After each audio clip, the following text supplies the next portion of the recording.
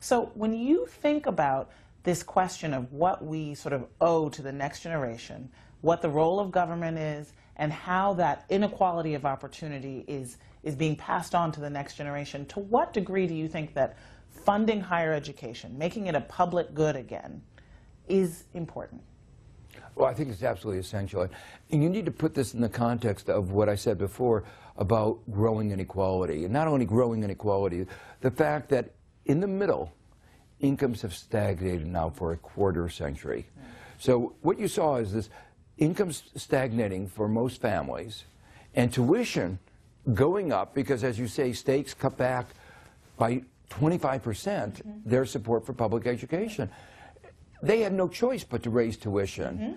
And the only thing that can square that circle is debt.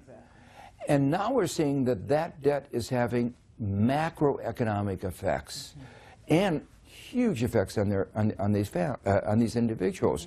So they can't begin to start a family even.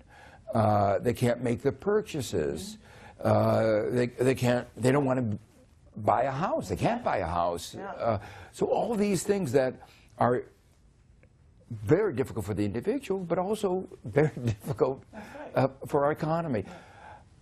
But they also mean that we are no longer a country of opportunity. Because what it means is, if you're, I tell my students, the most important decision that you have in your entire life is choosing the right parent.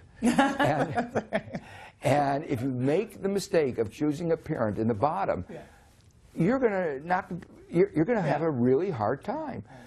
The kids at the top, of course their parents are going to send them to college.